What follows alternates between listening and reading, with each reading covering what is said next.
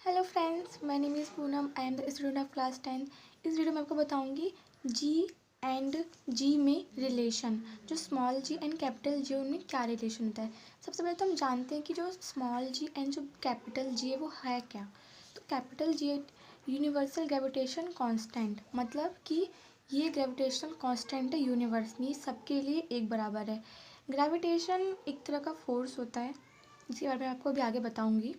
और जो इसकी वैल्यू होती है जी की, वो होती है 6.67 इंटू में 10⁻⁻11 newton metre square kg square.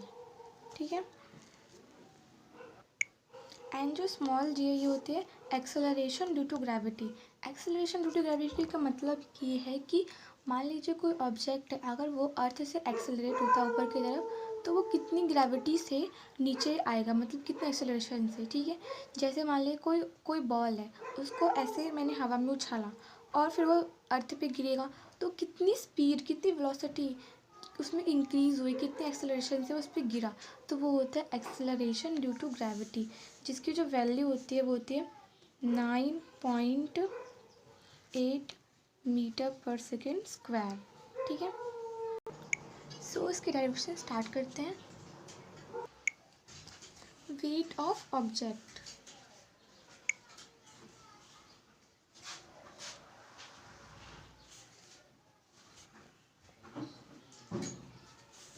Wait of object क्या होता है, W equals to mg, mass into में ग्रेविटी।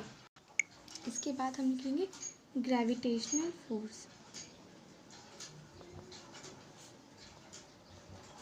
जो कि होते हैं F equals to gravitational force into में मास ऑफ ऑब्जेक्ट इंटू में मास ऑफ अर्थ अपॉन में रेडियस ऑफ अर्थ का स्क्वायर। अब ग्रेविटेशनल फोर्स होता क्या है, मतलब कि इसका लॉ है जो न्यूटन ने बनाया था कि every object in the universe attract every other object in the opposite direction. मतलब कि यूनिवर्स में जितने भी ऑब्जेक्ट है, 2 ऑब्जेक्ट है, वो एक दूसरे को अपनी तरफ अट्रैक्ट करते हैं, लेकिन अपोजिट डायरेक्शन में अट्रैक्ट करते हैं। तो ये ग्रेविटेशन लॉ है। ये होता है F equals to gravitation mass of object into में मास ऑफ अर्थ अपॉन में रेडियस ऑफ अर्थ। ठीक है। तो M equals to mass of earth, जो कि होता है 6 इंटू में 10⁻24 kg। इसके बाद R equals to radius of earth, जो कि होता है 6.4 इंटू में 10⁻6, या इसको हम 400 मीटर 6400 मीटर भी लिखते हैं। ठीक है। अब by Newton's third law, Newton का थर्ड लॉ क्या कहता है कि W इक्वल्स टू F, जो वेट है वो फोर्स की इक्वल है। सो वेट हमें क्या दे रखा है, मास इंटू में ग्रेविटी, और फोर्स क्या है, gravitation constant, mass of object into में मास ऑफ अर्थ अपॉन में रेडियस ऑफ अर्थ का स्क्वायर। ओके। अब देखिए स्मॉल m से small m cancel, so G equals to क्या आ जाएगा, ग्रेविटेशन फोर्स इंटू में मास ऑफ अर्थ अपॉन में रेडियस ऑफ अर्थ का स्क्वायर।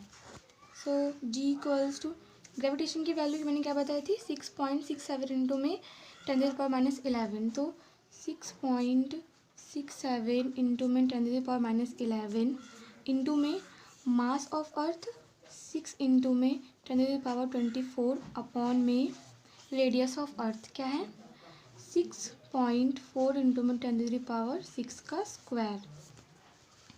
अब जी की वैल्यू क्या होगी, जी इक्वल्स टू, जैसे कि हमें तो पता है कि जी की वैल्यू 9.8 मीटर पर सेकंड स्क्वायर होती है। इसकी जो कैलकुलेशन होगी बहुत लंबी होगी, तो हमें सिंपली तो पता है कि इसकी वैल्यू क्या होती है, तो हम डायरेक्टली 9.8 मीटर पर सेकंड स्क्वायर इसकी वैल्यू लिख देंगे, और ये हो जाएगा ड्राइव। और यहाँ पे मैं एक चीज़ लिखना भूल गई, आई थिंक यहाँ पे साइड में लिख लीजिएगा,